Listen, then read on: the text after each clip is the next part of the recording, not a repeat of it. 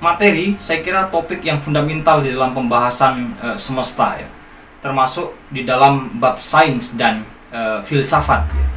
Karena itu kalau kita coba rujuk sejarah dari era Yunani hingga modern, materi selalu menjadi salah satu topik yang paling menarik.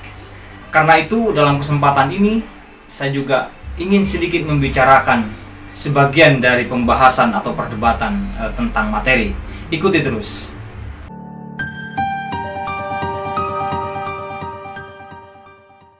Apa itu materi? Di dalam tradisi filsafat Yunani dikatakan materi adalah sesuatu yang konkret. Konkret dalam hal ini adalah dapat dilihat, dapat dirasakan, dapat diraba, dapat didengar, pendeknya dapat diindra. Contohnya jelas sesuatu yang berada di sekitar kita, batu, tanah, air, api, udara, buku, batu, dan seterusnya. Nah, menariknya para pemikir Yunani ini menempatkan materi memiliki peran yang fundamental terhadap semesta. Misalnya Thales, salah satu pendiri method Miletos, menyatakan bahwa semesta ini berasal dari air, atau anasir dari semesta ini adalah air. Yang diikuti oleh beberapa pemikir Yunani lainnya, misalnya Empedokles menyatakan semesta ini anasirnya tidak hanya air, tetapi ada 4: air, api, udara, dan tanah. Nah, pandangan ini dilanjutkan lagi nanti oleh Demokritos. Dia menyebut bahwa alam semesta ini tersusun dari unsur-unsur kecil yang sudah tidak terbagi lagi, yang dia sebut sebagai atom. Jadi atom ini yang membentuk, menyusun realitas semesta ini sehingga sebagaimana kita lihat saat ini. Nah, beberapa pandangan filosof Yunani ini menempatkan bahwa sebetulnya segala sesuatu tidak berasal dari ketiadaan, atau semesta ini tidak berasal dari ketiadaan, dan juga tidak menuju ketiadaan. Pandangan Yunani ini kalau kita lihat di abad modern, rasa-rasanya masih menemukan konteksnya. Misalnya Boyle menemukan bahwa air atau hidrogen itu menjadi satu unsur kimia yang penting di dalam unsur-unsur kimia yang lain. Atau misalnya Lavoisier, salah satu penemu oksigen, bahwa pada udara itu ada oksigen yang menjadi penentu bagi kehidupan manusia itu sendiri. Ini yang rasa-rasanya pandangan Yunani masih menemukan titik pentingnya, kontekstualisasinya.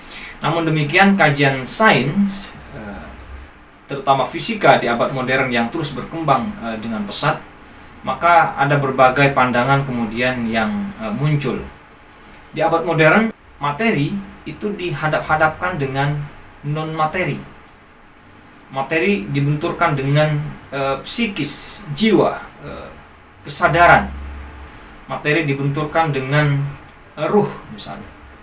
Itu kita bisa lihat di pemikir seperti Fichte, Schelling, dan Hegel yang kita kenal sebagai kaum idealis. Tetapi tidak butuh lama kemudian pemikir lain muncul yang mencoba mengkanter pandangan idealis. Di antaranya ada Marx, Feuerbach, dan Engels. Jika kaum idealis menempatkan materi sebagai sesuatu yang sekunder dan bergantung kepada non-materi, maka pandangan Marx dan kawan-kawan yang dikenal sebagai materialisme membalik itu. Justru yang non-materi itulah yang berasal dari yang materi. Itu terbukti atau bisa kita amati kalau kita melihat hubungan antara materi dan kesadaran. Jadi yang dianggap sebagai ruh itu atau kesadaran itu sebetulnya berangkat dari materi.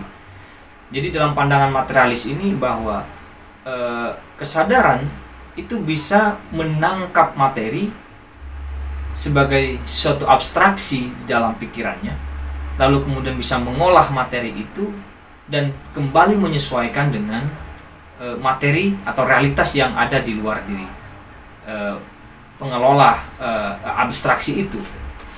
Dengan kata lain bahwa materi itu sesuatu yang berada di luar subjek. Materi berada jauh, berjarak, eksternal dari subjek, yang kemudian membentuk kesadaran subjek itu sendiri. Lalu secara mantap materi ditempatkan sebagai sesuatu yang memiliki massa dan menempati ruang. Itu gagasan penting di abad modern. Tetapi kemudian di abad ke-19 dan ke-20, pembahasan tentang materi ini terus berkembang seiring berkembangnya kajian-kajian fisika, ya. Bahwa kemudian materi tidak lagi identik dengan sesuatu yang konkret, ya. Sesuatu yang memiliki massa dan menempati ruang. Definisi materi kemudian berkembang tidak hanya pada sesuatu yang memiliki karakteristik 3 dimensi, menempati ruang dan waktu, atau kemudian dapat diindra, memiliki massa dan seterusnya. Tidak hanya itu, tetapi materi juga didefinisikan sebagai sesuatu yang memiliki daya kausal. Itu yang berkembang di kajian fisika. Kalau kita lihat misalnya ada daya listrik, arus listrik kita tidak pernah bisa melihat, tidak ada massanya bahkan, ya. Tetapi memiliki daya kausal, mampu menghidupkan lampu, ya. Atau mungkin apa yang kita sebut sebagai gravitasi, kita tidak pernah melihat gravitasinya, dayanya itu. Tetapi itu dalam kajian fisika modern dianggap sebagai hal yang material, karena itu memiliki daya kausal, misalnya menyebabkan sesuatu jatuh.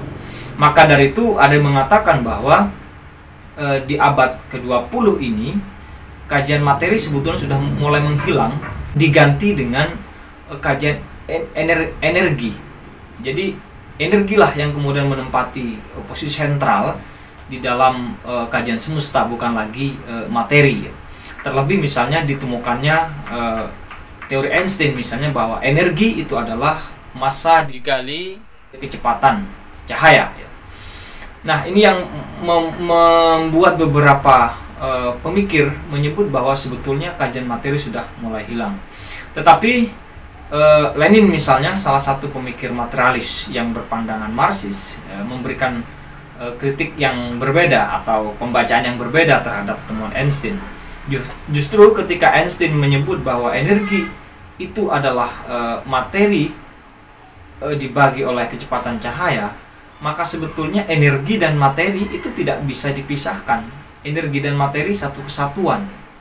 Jadi tidak bisa dibayangkan energi tanpa materi dan materi tanpa energi. Energi selalu mengandaikan materi dan materi selalulah mengandaikan energi. Nah, kira-kira pandangan Lenin seperti itu.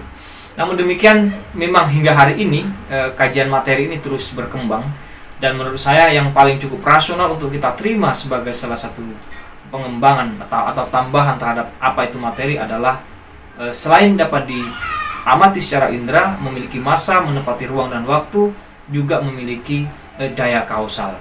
Saya kira definisi mampu mengcover terhadap berbagai pandangan hingga detik ini menurut saya.